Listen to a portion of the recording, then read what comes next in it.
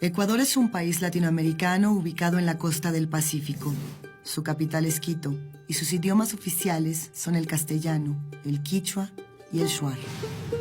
Hacia finales del siglo XV, los pueblos indígenas que habitaron lo que hoy es Ecuador enfrentaron la conquista del Imperio Inca desde el sur del actual Perú.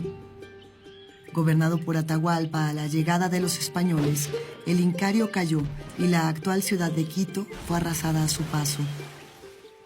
Con la conquista vino la colonia, una nueva época que dio inicio a inacabados mecanismos de dominación, explotación, desigualdad y persecución cultural. Para la segunda mitad del siglo XVIII, el régimen colonial estaba agotado. Eran los albores de los movimientos de independencia en América Latina y el Caribe. La Junta Soberana, el primer intento independentista en la Real Audiencia de Quito, fracasó. Sin embargo, la mañana del 24 de mayo de 1822, el mariscal Sucre, el mejor general del libertador Simón Bolívar, derrotó al ejército realista en las faldas del volcán Pichincha. 10 años después comenzaría la historia de lo que hoy es Ecuador en tanto nación libre, soberana e independiente.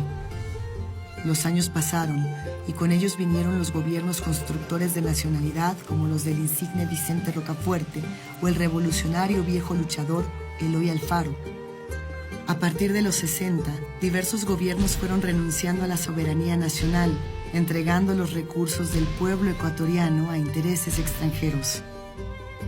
Ante ello, se levantó un vigoroso movimiento de los pueblos indígenas, que además de defender sus derechos, conformó la principal resistencia al neoliberalismo.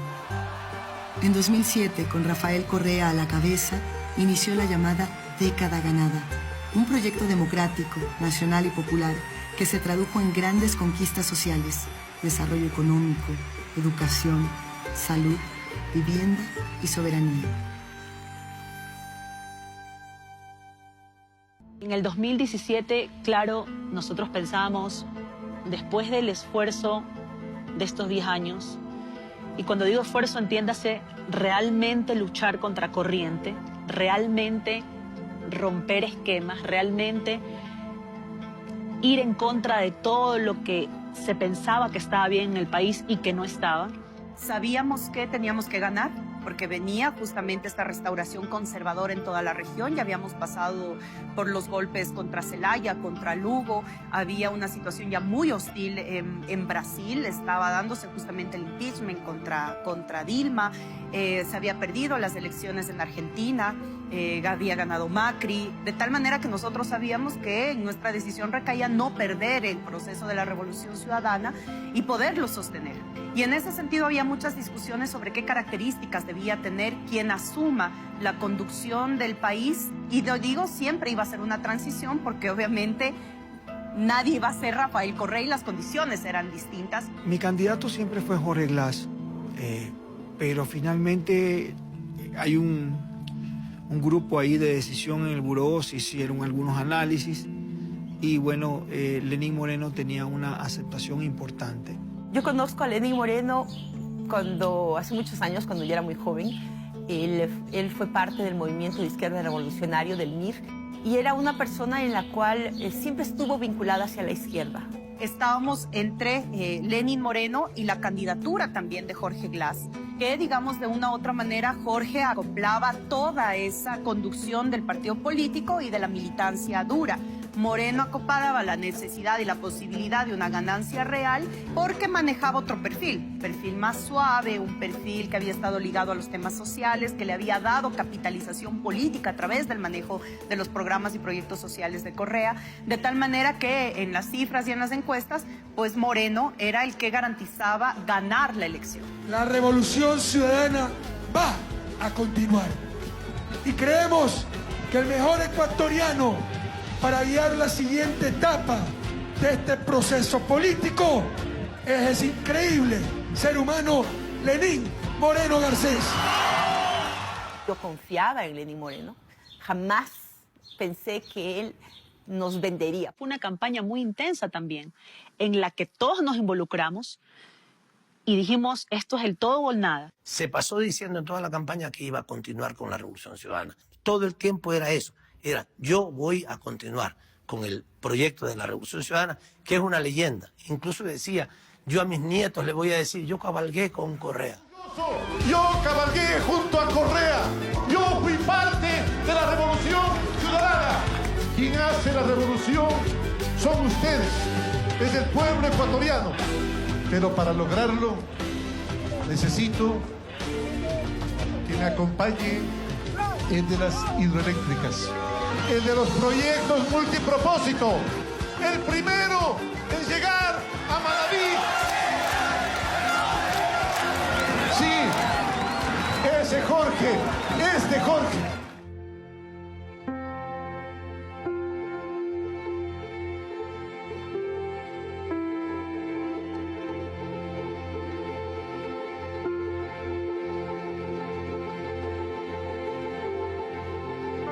El banquero logró pasar a la segunda vuelta porque Moreno sacó el 39-9, es decir, a una décima de ganar en la primera vuelta.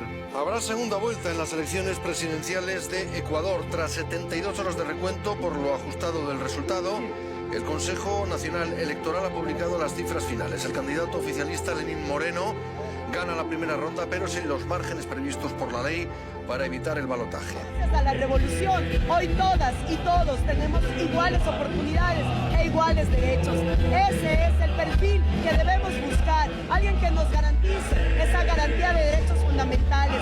Por eso es que estamos aquí con miles de personas apoyando a Lenín Moreno Garcés, porque sabemos que con él tenemos pátria para todos, oportunidades, futuro y justicia social. A gente continua falando das notícias aqui da América Latina. O Equador tem novo presidente. Un nuevo informe fue presentado esta mañana por el Consejo Nacional Electoral cuando ya se ha escrutado más del 99% de los votos. Lenín Moreno ganó con el 51.14% de los votos válidos, frente a Guillermo Lasso, que obtuvo el 48.86%. Y ganamos.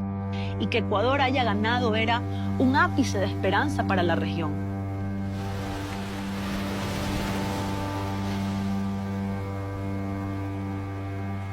Pero la derecha, ese neoconservadurismo en la práctica política y neoliberal en lo económico, se preparó. Tenía mucha aceptación, todo el mundo lo quería, incluso la oposición lo quería. Creo que la oposición lo olfateó mejor que nosotros. Jamás nos imaginamos, en lo personal, jamás imaginé que Lenín iba a hacer lo que hizo.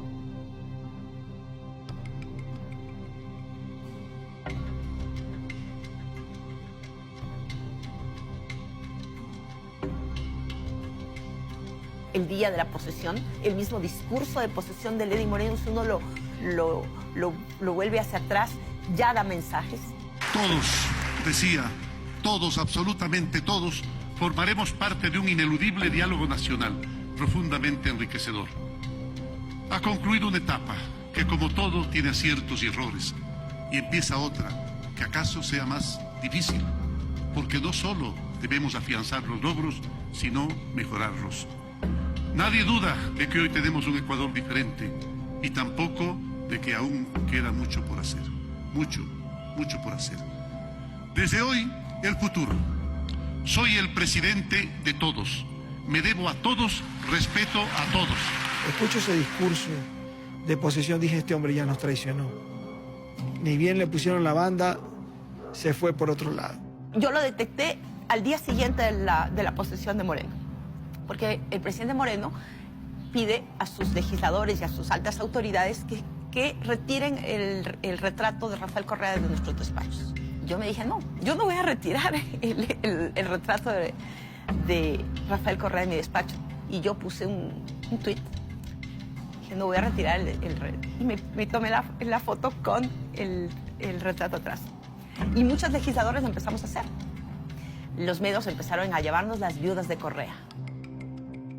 Entonces, los primeros síntomas ya fueron delicados, pero se fueron incrementando. Trabajé un mes con él porque no podía soportar la contradicción de un presidente que atacara al gobierno anterior, que inicialmente me dijo que era porque era primerizo. Después me dijo, sí, es que a veces se cometen errores, disculpa, pero